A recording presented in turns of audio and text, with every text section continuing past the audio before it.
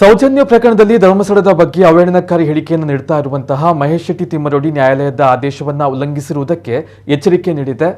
ಆದೇಶವನ್ನು ಉಲ್ಲಂಘಿಸಿ ಭಾಷಣ ಮಾಡುತ್ತಾ ಅವಹೇಳನಕಾರಿ ಹೇಳಿಕೆಯನ್ನು ನೀಡುತ್ತಾ ಇರುವಂತಹ ಮಹೇಶ್ ಶೆಟ್ಟಿ ತಿಮ್ಮರೋಡಿಯ ವಿರುದ್ಧ ಡಿಜಿ ಮತ್ತು ಐಜಿ ಸರ್ಕಾರದ ಮುಖ್ಯ ಕಾರ್ಯದರ್ಶಿ, ದಕ್ಷಿಣ ಕನ್ನಡ ಜಿಲ್ಲಾ ಪೊಲೀಸ್ ವರಿಷ್ಠಾಧಿಕಾರಿ ಸೇರಿದಂತೆ ಪೊಲೀಸ್ ಉನ್ನತ ಅಧಿಕಾರಿಗಳಿಗೆ ಸೂಕ್ತ ಕ್ರಮ ಕೈಗೊಳ್ಳಬೇಕೆಂದು ನ್ಯಾಯಾಲಯ ಆದೇಶವನ್ನು ಹೊರಡಿಸಿದೆ.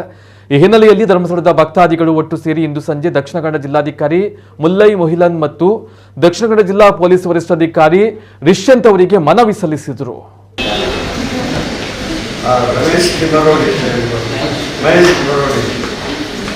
ಸಿಕ್ಕಾಪಟ್ಟೆ ಮಾತಾಡ್ತಾರೆ ಸರ್. ಈಗ 3 ತಾರೀಕಿಗೆ ಬೆಳ್ತಿಗೆರೆಯಲ್ಲಿ ಸಭೆ ಇಟ್ಟಿದ್ದಾರೆ. ಈಗ ನಾವು ಸುಮ್ಮನೆ ಇರ್ಲಿಕ್ಕೆ ಆಗಲ್ಲ. ನಾವು ಕೂಡ ಆ ದಿವಸ ಅಲ್ಲಿ ಸಭೆ ಮಾಡ್ತೇವೆ. ಯಾಕೆ ತಮಗೆ ಮನವಿ ಕೊಟ್ಟಿಗಾಗಿ ಬಂದರು. ಇವತ್ತು ಕರ್ನಾಟಕ ಹೈಕೋರ್ಟ್ನಲ್ಲಿ ಕೂಡ ಜಡ್ಜ್ಮೆಂಟ್ ಪಾಸ್ ಆಗಿದೆ. ಧರ್ಮಸ್ಥಳದ ಬಗ್ಗೆ, ಧರ್ಮಾಧಿಕಾರಿಗಳ ಬಗ್ಗೆ ಯಾವುದೇ ರೀತಿಯಲ್ಲಿ ಅವನು ಮಾತಾಡಬಾರದು ಆದೇಶ ಕೊಡುವುದು ಕೂಡ ಆಗಿದೆ. ನಾಳೆ ಸರ್ಟಿಫಿಕೇಟ್ ಕಾಪಿ ಕೂಡ ತಮಗೆ ಮುಟ್ಟಿಸ್ತೀವಿ. ನಮ್ಮ ಗಮನಕ್ಕೆ ತರಲಿಕ್ಕೆ ನಾವೆಲ್ಲ ಗ್ರಾಮೀಣ ಅಭಿಮಾನಿಗಳು ಬಂದಿದ್ದೇವೆ. ಶ್ರೀ ಕ್ಷೇತ್ರ ಧರ್ಮಸ್ಥಳದ ಬಗ್ಗೆ ಅವಹೇಳನಕಾರಿ ಮಾತುಗಳನ್ನು ಆಡುವುದನ್ನು ನಾವೆಲ್ಲ ಕಾಣ್ತಾ ಇದ್ದೇವೆ, ನೋಡ್ತಾ ಇದ್ದೇವೆ.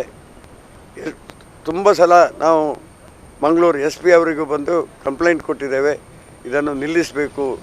ಇವತ್ತು ಧರ್ಮಸ್ಥಳ ಮಂಜುನಾಥ ಸ್ವಾಮಿ ಕ್ಷೇತ್ರದ ಬಗ್ಗೆ ಮಾತ್ರ ಅಲ್ಲ, ಪೊಲೀಸ್ ಇಲಾಖೆ ಮೇಲೆ, ಜಡ್ಜರ ಮೇಲೆ, ಸರ್ಕಾರದ ಮೇಲೆ, ಎಲ್ಲರ ಮೇಲೆ ಸಿಂಗ್ಯುಲರ್ನಲ್ಲಿ ಮಾತಾಡುವುದನ್ನು ನಾವು ನೋಡ್ತಾ ಇದ್ದೇವೆ. ಅದನ್ನು ನೋಡಿ ಮೌನವಾಗಿರಲಿಕ್ಕೆ ಸಾಧ್ಯ ಇಲ್ಲ. ಆದ್ದರಿಂದಾಗಿ ನಾವು ಕೂಡ ಇವತ್ತು ಮುಂದೆ ದಿನಗಳಲ್ಲಿ ಪ್ರತಿಭಟನೆಗೆ ಸಿದ್ಧರಾಗಿದ್ದೇವೆ. ಸರ್ಕಾರ ಅದನ್ನು ಪೊಲೀಸ್ ಇಲಾಖೆ ನಿಲ್ಲಿಸುವಂಥ ಕೆಲಸ ಮಾಡಬೇಕು. ಅದು ಅಲ್ಲದೆ ಇವಾಗಲೇ ಉಚ್ಚ ನ್ಯಾಯಾಲಯ, ಕರ್ನಾಟಕ ರಾಜ್ಯದ ಉಚ್ಚ ನ್ಯಾಯಾಲಯ ಇವತ್ತು ಮಧ್ಯಾಹ್ನ ಜಡ್ಜ್ಮೆಂಟ್ ಕೊಟ್ಟಿದ್ದಾರೆ. ಯಾವುದೇ ರೀತಿಯಲ್ಲಿ ಧರ್ಮಸ್ಥಳ ಕ್ಷೇತ್ರದ ಬಗ್ಗೆ ಮಾತಾಡಬಾರ್ದು, ಅವಹೇಳನಕಾರಿಯಾದಂಥ ಹೇಳಿಕೆಗಳನ್ನು ಕೊಡಬಾರ್ದು ಅಂತ ಇವತ್ತು ಕರ್ನಾಟಕ ಉಚ್ಚ ನ್ಯಾಯಾಲಯ ಕೂಡ ಜಡ್ಜ್ಮೆಂಟ್ ಕೊಟ್ಟಿದ್ದಾರೆ. ಅದನ್ನು SP ಅವರ ಗಮನಕ್ಕೆ ತರಲಿಕ್ಕೆ ನಾವೆಲ್ಲ ಇಲ್ಲಿ ಬಂದಿದ್ದೇವೆ. ಏನೋ ಒಂದು ದುರುದ್ದೇಶ ಇಟ್ಟುಕೊಂಡು ಸ್ಪಷ್ಟವಾಗಿ ಪೂಜ್ಯ ಕಾವಂದರನ್ನು ಮತ್ತು ಕ್ಷೇತ್ರ ಧರ್ಮಸ್ಥಳವನ್ನು ಅವಹೇಳನಕಾರಿ ಆಗಿ ಮಾಡುವಂಥದ್ದು, ತೇಜೋವಧೆ ಮಾಡುವಂಥ ಕಾರ್ಯ ನಡೀತಾ ಇದೆ.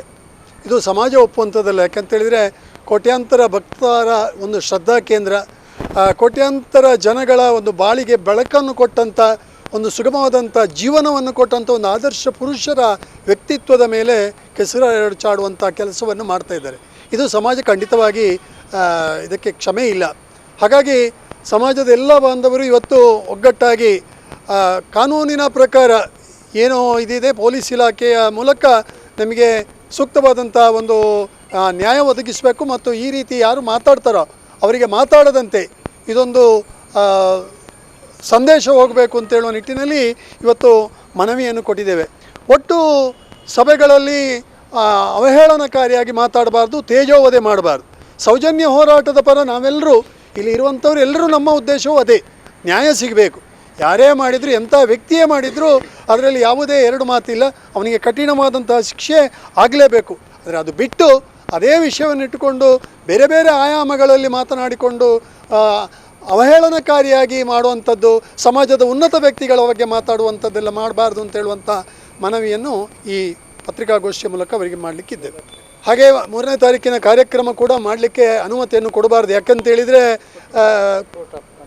ಒಟ್ಟು ಕೋರ್ಟ್ ಕೂಡ ಇವತ್ತು ಹೇಳಿದೆ, ಕಂಟೆಂಪ್ಟ್ ಆಫ್ ದ ಕೋರ್ಟ್ ಆಗಬಾರ್ದು. ಇವತ್ತು ನ್ಯಾಯಾಲಯ ಸಚಿವರು ಹೇಳಿದ ಹಾಗೆ ನ್ಯಾಯಾಲಯ ಆದೇಶ ಕೂಡ ನಾಳೆ ಬೆಳಿಗ್ಗೆ ಪೊಲೀಸ್ ಇಲಾಖೆಗೆ ಸಿಗಲಿಕ್ಕಿದೆ. ಹಾಗಾಗಿ ಅದರ ಆಧಾರದಲ್ಲಿ ಕೊಡಬಾರ್ದು. ಅದಕ್ಕೆ DG IG ಅವರು ಮತ್ತು ಪೊಲೀಸ್ ಇಲಾಖೆ ಜವಾಬ್ದಾರಿ ಸ್ಥಾನದಲ್ಲಿದೆ. ನ್ಯಾಯಾಲಯ ಕೂಡ ಅವರ ಮೇಲೆ ಜವಾಬ್ದಾರಿ ಹೇಳಿದೆ, ಮುಖ್ಯ ಕಾರ್ಯದರ್ಶಿಯವರ ಮೂಲಕ ಅವರ ಮೇಲೆ ಹೇಳಿದೆ. ಹಾಗಾಗಿ ಪೊಲೀಸ್ ಇಲಾಖೆ ಕೂಡ ಇದನ್ನು ಸೂಕ್ತವಾಗಿ ತೆಗೆದುಕೊಳ್ಬೇಕು ಅಂತ ಹೇಳುವಂಥ ವಿನಂತಿ. ಅಂದರೆ ನಮಗೆ ತುಂಬ ಬೇಜಾರಿದೆ. ಮಹಿಳೆಯರಿಗೆ ಅವರ ಕ್ಷೇತ್ರದ ತೇಜೋವಧೆ ಮಾಡುವುದು ಪೂಜ್ಯರದು ಬಿಟ್ಟರೆ ಇವತ್ತು ಮಹಿಳೆಯರನ್ನು ಭಾರಿ ನಿಂದಿಸಿ ಮಾತಾಡುವಂಥದ್ದು ನಮಗೆ ಇದನ್ನು ಸಹಿಸಿಕೊಳ್ಳಿಕ್ಕಾಗೋದಿಲ್ಲ. ಯಾಕಂದರೆ ಮಹಿಳೆಯರು ಸೌಜನ್ಯನ ಹೋರಾಟ ನ್ಯಾಯ ಕೊಡಬೇಕಂತ ಒಂದು ಹೆಣ್ಣಿಗಾಗಿ ಅಲ್ಲಿ ಮಾತಾಡಿ ಇವತ್ತು ಇಡೀ ನಮ್ಮ ಮಹಿಳೆಯರಿಗೆ ಅಲ್ಲಿ ದೂಷಣೆ ಮಾಡುವಂಥದ್ದು ನಾವು ಹೆಣ್ಣಾಗಿ ಇಷ್ಟು ಮಂದಿ ನಾವು ಸಹಿಸಲಿಕ್ಕೆ ಇಷ್ಟಪಡೋದಿಲ್ಲ. ಯಾಕಂದರೆ ನಾರಿ ಶಕ್ತಿ ಎದ್ದುಕೊಂಡು ಬಂದರೆ ನಿಜವಾಗಿ ಅಲ್ಲಿ ಅವರ ಈ ಹೋರಾಟಗಾರರಿಗೆ ಅಲ್ಲಿ ಖಂಡಿತವಾಗಿಯೂ ನಿಲ್ಲಲಿಕ್ಕೆ ಅವಕಾಶನೇ ಇರಲಿಕ್ಕಿಲ್ಲ. ಅದನ್ನು ಅವರ ಅರ್ಥ ಮಾಡಿಕೊಳ್ಬೇಕು. ಹಾಗಾಗಿ ಇವತ್ತು ನಮ್ಮ ಕ್ಷೇತ್ರದ ಪೂಜ್ಯರ ಬಗ್ಗೆ ಅಲ್ಲಿ ಅವಹೇಳನವಾಗಿ ಮಾತಾಡುವಂಥದ್ದು ಅದನ್ನು ಸಹಿಸುವ ಮಾತೇ ಅಲ್ಲ. ಖಂಡಿತವಾಗಿಯೂ ಎಷ್ಟೋ ನಮ್ಮ ಬಡ ಜನರಿಗೆ ಅವರೆಲ್ಲ ಸಹಾಯವನ್ನು ಮಾಡಿದವರು. ಹಾಗಿರುವಾಗ ಇವತ್ತು ನಮ್ಮ ಈ ಒಂದು ಸೌಜನ್ಯ ನ್ಯಾಯದ ಹೋರಾಟ ಇವತ್ತಿಗೆ ಅದು ನಿಜವಾಗಿ ಕೊನೆ ಆಗಬೇಕು. ಯಾಕಂದರೆ ಅವರು ಅಲ್ಲಲ್ಲಿ ಹೋಗಿ ಹೇಳುವ ವಿಚಾರಗಳು ಮಹಿಳೆಯರಿಗೆ ಆಗಲಿ ರಾಜ್ಯಕ್ಕೆ ಎಲ್ಲರಿಗೂ ಹೇಳ್ತಾರೆ ಅಲ್ಲಿ ಹೋಗಿಕೊಂಡು. ಹಾಗಿರುವಾಗ ನಾವು ಅದನ್ನು ಸಹಿಸುವುದಿಲ್ಲ. ಇನ್ನು ಮುಂದೆ ಅಂಥ ಹೋರಾಟ ನಡೆಯದಾಗಿನೇ ಆಗಬೇಕು.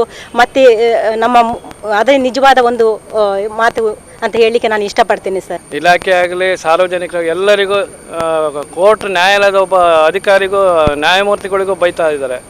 ಆ ರೀತಿ ಬೈಯೋದಾದರೆ ಅವರಿಗೆ ಆ ಹೋರಾಟ ನಮಗೆ ಅವರು ಯಾವ ರೀತಿ ದಾರಿ ಹೋಗ್ತಾರೆ ನಾವು ಆ ರೀತಿಗೆ ಹೋಗ್ತೇವೆ. ಇದನ್ನು ನಾವು ಹೇಳೋದಲ್ಲ, ಧರ್ಮಸ್ಥಳದ ಎಲ್ಲ ಸಾವಿರಾರು ಭಕ್ತಾದಿಗಳು ಹೇಳೋದು.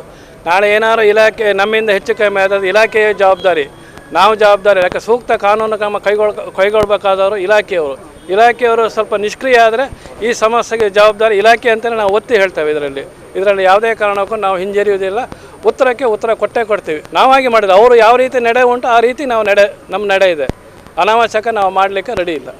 ಈಗಾಗಲೇ ಸುಳ್ಯದಲ್ಲಿ ಸುಮಾರು 58,000 ಜನರು ನಾವು ಕಳೆದ ಅವಧಿಯಲ್ಲಿ ಒಂದು ಸಲ ಹೋರಾಟದಲ್ಲಿ ಸುಮಾರು 40,000 ಜನರು ನಾವು ಬಂದು ಪ್ರತಿಭಟನೆಯನ್ನು ಮಾಡಿದ್ದೇವೆ. ಇದೇ ಮುಂದುವರೆದರೆ ಈ ಒಂದು ಹೋರಾಟ ಎಲ್ಲಿಗೆ ಹೋಗಿ ತಲುಪ್ತದೆ ಅಂತ ಯಾರಿಗೂ ಗೊತ್ತಿಲ್ಲ. ಈಗ CBI ಕೋರ್ಟಿನ ಬಗ್ಗೆ ಅವರಿಗೆ ವಿಶ್ವಾಸ ಇಲ್ಲ, ಪೊಲೀಸ್ ಇಲಾಖೆಯ ಬಗ್ಗೆ ವಿಶ್ವಾಸ ಇಲ್ಲ, ನಮ್ಮ ಇಲ್ಲಿಯ ಸ್ಥಳೀಯ ನ್ಯಾಯಾಲಯಗಳು ಕೊಟ್ಟಂಥ ತೀರ್ಪಿಗೆ ವಿಶ್ವಾಸ ಇಲ್ಲ. ಇವರೇ ಹೇಳಿದಂಥ ವ್ಯಕ್ತಿಗಳನ್ನ ಅಪರಾಧಿ ಮಾಡಿದರೆ ಮಾತ್ರ ಇವರಿಗೆ ವಿಶ್ವಾಸ ಬರೋದಂತ ಇದ್ದರೆ ಹಾಗೆ ಕಾನೂನಿಗೆ ಎಲ್ಲಿದೆ ಒಂದು ಬೆಲೆ ಎಲ್ಲಿದೆ? ನಾವೆಲ್ಲರೂ ಅದನ್ನು ಕಾನೂನಿಗೆ ಒಂದು ಬೆಲೆಯನ್ನು ಕೊಡಬೇಕಾಗ್ತದೆ. ಆದರೆ ಇವತ್ತು ನಮ್ಮ ಇವರ ಹೋರಾಟದಲ್ಲಿ ಇವರು ಮಾಡುತ್ತಿರುವಂಥ ಈ ಒಂದು ಸುಳ್ಳು ಆಪಾದನೆಗಳನ್ನು ನೋಡಿ ನಮಗೆ ಸಾಕಾಗಿದೆ. ಆ ಕಾರಣದಿಂದ ಇವತ್ತು ನಾವು ವರಿಷ್ಠಾಧಿಕಾರಿ ಅವರಿಗೆ ದೂರನ್ನು ಕೊಡುವುದರ ಮುಖಾಂತರ ಮುಂದಿನ ದಿವಸದಲ್ಲಿ ನಮ್ಮ ಸುಳ್ಯ ತಾಲೂಕಿನಿಂದಲೇ ಸುಮಾರು 58,000 ಜನರಿದ್ದೇವೆ. ಅಗತ್ಯ ಬಿದ್ದರೆ ನಮ್ಮ ಸ್ತ್ರೀ ಶಕ್ತಿಗಳು ಈಗ ಏನು ಹೇಳಿದ್ದಾರೆ ಅವರು ಮತ್ತು ನಾವೆಲ್ಲರೂ ಜನಜಾಗೃತಿ ನಮ್ಮ ಧರ್ಮಸ್ಥಳ ಸತ್ಪರಿವಾರ ಸಂಘಟನೆಯ ಎಲ್ಲ ಸದಸ್ಯರ ನೇತೃತ್ವದಲ್ಲಿ ಮತ್ತೆ ನಾವು ಧರ್ಮಸ್ಥಳದಲ್ಲಿ ಇಲ್ಲಿ ನಮ್ಮ ಧರ್ಮಸ್ಥಳದಲ್ಲಿ ಅಥವಾ ಬೆಳ್ತಂಗಡಿಯಲ್ಲಿ ನಾವು 1 ಲಕ್ಷಕ್ಕಿಂತ ಹೆಚ್ಚು ಜನ ಸೇರಿ ಇದನ್ನು ಪ್ರತಿಭಟನೆ ಮಾಡಲಿಕ್ಕೆ ನಮಗೆ ಸಹ ಗೊತ್ತಿದೆ. ಆದರೆ ಇದೊಂದು ಕಾನೂನಾತ್ಮಕವಾದಂಥ ವಿಚಾರವಾಗಿರುವುದರಿಂದ, ನ್ಯಾಯಾಲಯದ ತೀರ್ಪಿನ ವಿಚಾರವಾಗಿರುವುದರಿಂದ ಮುಂದೆ ಪೊಲೀಸ್ ಅಧಿಕಾರಿಗಳೇ ಇದಕ್ಕೆ ಸೂಕ್ತ ಭದ್ರತೆ ಮತ್ತು ಇದನ್ನು ಮುಂದೆ ಈ ಒಂದು ಅವಹೇಳನ ಮಾಡಿಕೊಂಡು ತಿರುಗುವವರಿಗೆ ಅವರಿಗೆ ಒಂದು ಕಠಿಣವಾದ ಸಂದೇಶವನ್ನು ಕೊಟ್ಟು ನಿಲ್ಲಿಸಿದರೆ ಉತ್ತಮ.